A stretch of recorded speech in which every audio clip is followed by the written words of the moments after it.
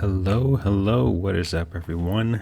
Welcome back to the WRE experimentation series, the weight reduction experiment. This is going to be installment number 4, and with this series, we are determining whether or not the rider's weight plays a factor in the valves recession issue that plagues these RX3 bikes. So far in this series, from accumulating from day 1, day 2, and day 3, the overall performance of the bike has been declining. We've seen the RPMs steadily rise, idle RPMs that is. We've seen MPG steadily decline. And today we're going to get our measurement of how the bike is going to be doing at the end of this video, as always. So but as far as how the bike's been riding today so far, the usual. I mean, I don't know how much folks pay attention to my hand positioning. It's kind of hard to see when it's dark out, but generally, really when we get to the part where I'm riding home, where it's light out, the actual throttle position and how much I need to twist the throttle for the bike to move hasn't really moved much. I do feel that the bike is not as responsive as it generally should be. But overall, the power delivery, when the bike was fully dressed and with the bike being stripped down the way that it is, I mean, it's not really much different. It seems like the bike just didn't care that it was 70 pounds heavier before versus being 70 pounds lighter now. Gearing is low enough that it shows almost no effect. The MPG that we've been receiving as well, not really much of a difference from when it was fully dressed either. So power wise and performance wise, the bike handles better because it's lighter. Potentially even would probably accelerate better, potentially. I don't really rocket launch off of stops to begin with, so I don't. There's probably a difference there, but it really doesn't matter to me because that's just not my riding style. Overall, the bike still goes as fast as it did go before at any given RPM speed. So in the performance category, dropping a whole bunch of weight, if you had stock gearing or gearing that was higher than the type of gearing that I have, yeah, maybe it would make a difference. But at least to me, with the way that my bike's configured, it was already set up for, a heavier guy, so, or just a heavier load altogether. Today, I got to thinking that I was thinking to myself, what if I kept my TT250, because with this bike so far, it's nice that it has the capability to go faster than the TT250, but with this repeated performance of, it potentially going faster, but it affecting the reliability of the bike so much, I just wonder if it would have been easier or better to have just kept the slower bike, potentially have gone 10 miles an hour slower than I'm doing now, 45 miles an hour on the back roads, and maybe I would have had the same issue, the valve clearance issues. Maybe not, who knows. But at least with the TT250, man, I could do valve clearance jobs in like 10 minutes because it's so simple. You don't have to remove any of the fairings. You don't have to take the gas tank off. You don't have to go through this whole shenanigans to get to the valves. You just remove 3 bolts, take the cover off, do what you need to do, and then you're done. Simple. Obviously, open up the crankcase as well and look at the, the position and make sure it's top dead center. But you guys get what I mean. There's not too much of a hassle to adjust the valves on a TT250. So that's kind of what I've been thinking about today. I was also looking at the owner's manual for the TT250 as well, and it's surprising. The TT250, I mean, if we're going to be calculating GVWR alone, the TT250 actually has a higher weight capacity than the RX3. That's crazy. The GVWR for the TT250, I believe, is 639. Yeah, I think that's what I saw in the manual. And the weight of the TT250 was 309. So it's a 330 pound weight capacity. And yeah, that's a lot higher. It's about 60 or 53, about 53, 55 pounds better or more than what the RX3 has as far as weight capacity is concerned, if we're calculating weight capacity by the GVWR. I found another article online that talks about the concept of net capacity. So it's different from the perceived weight capacity, but net capacity is calculated by taking the GVWR, so the total big number, and just dividing it in half. And that net capacity is pretty much what the bike is supposed to be able to carry if a certain weight limit is not given. At least that's what I found. Don't know how valid it is, but for the RX4 and for the RX3, I mean, the RX4 does have a weight capacity number that's given on the website. It says 330 pounds. And to me, that makes sense. It actually makes sense, because if you actually calculate the weight capacity using the GVWR, that means the weight capacity is only like 202 pounds. Because the GVWR of the RX3 and RX4 is the exact same at 685, but the RX4 weighs 482 pounds, wet, full gas tank and oil and all that. So it only leaves you 202 pounds, which just, again, it doesn't make any sense. That doesn't sound right. So the net capacity being close to what the claimed maximum load is that's on the website, I mean, the net capacity in that terms would be around 340 pounds, which is a lot closer to what's actually written on the website. So maybe net capacities is something to be considered.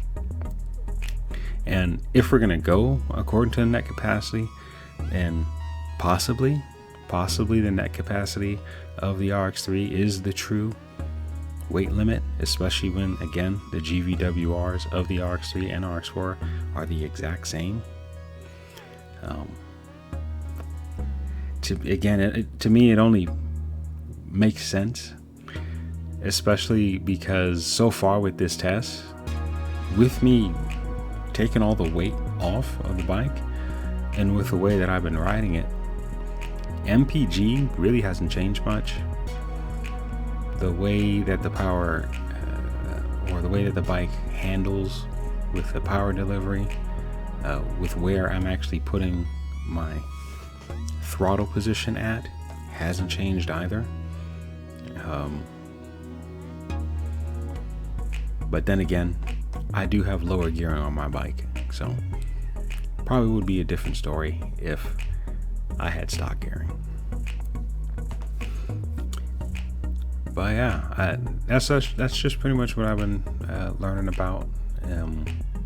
Trying to find ways to find what the real capacity of this bike is, because again, through all the research that I've been looking at, GVWR in most cases pertains to the handling of the motorcycle and not truly its real carrying capacity. All right.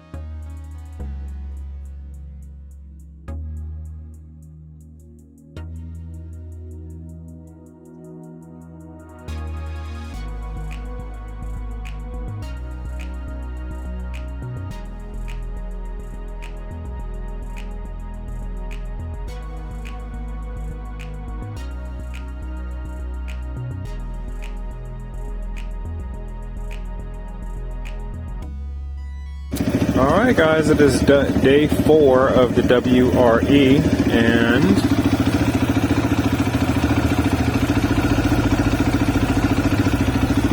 it looks like the RPMs are either the same or going down a little bit.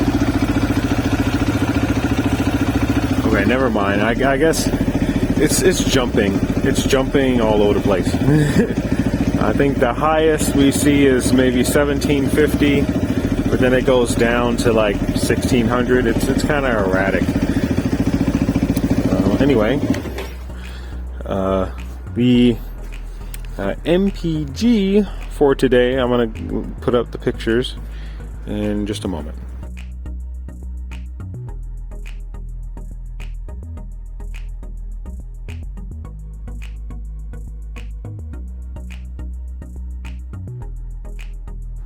Alright guys, you guys saw the screenshots. If you go ahead and do the math, that comes out to about 57.1 MPG.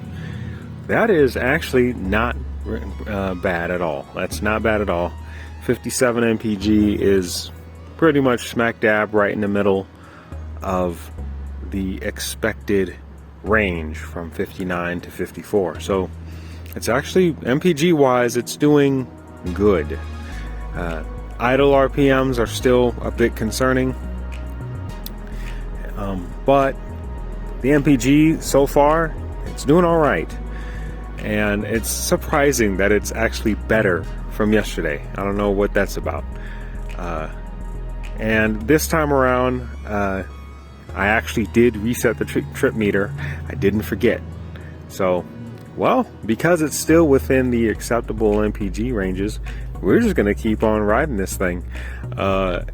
And the idle RPMs we're definitely gonna keep a close eye on. I don't want the idle to go over 2000, because once it gets that high, it's, you really gotta open it up.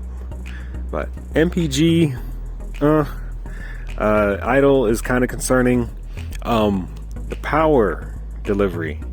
The power delivery of the bike, today I actually had the opportunity to do a pass around a van, and it definitely did not get up to speed as much as I wanted it to, but we got around it, and we'll see at the end what our top speed was today, and that will be the speed that the bike had to reach in order to get around that van.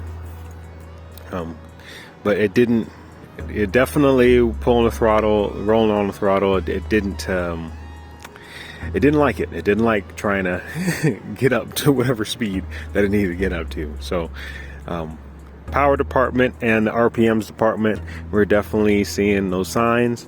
MPG, surprisingly, is doing okay. Well, we'll go ahead and make it to the end of the week. Tomorrow will be the last day, and this weekend I'm gonna plan on releasing another video about some maintenance. Definitely time to clean the chain and do the whole general maintenance that I always do.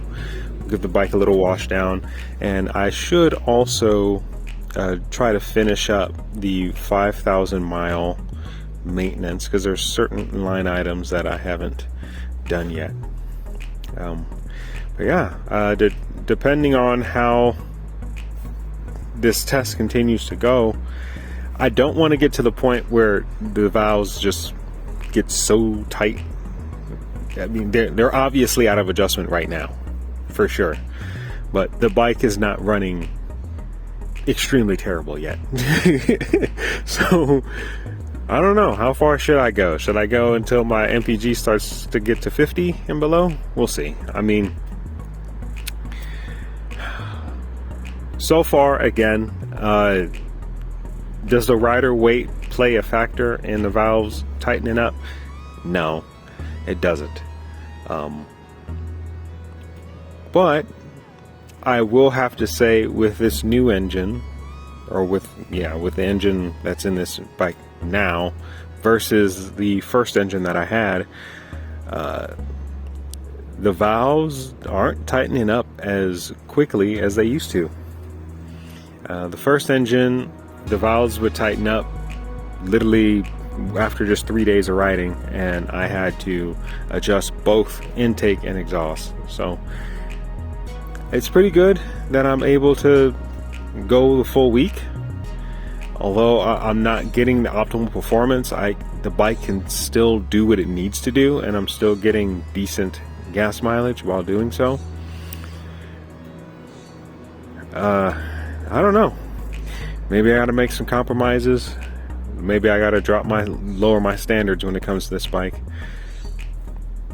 Maybe I could just keep it in the configuration that it is right now, because at least when it comes to reaching the exhaust valves, which has been the problem, be really easy to fix.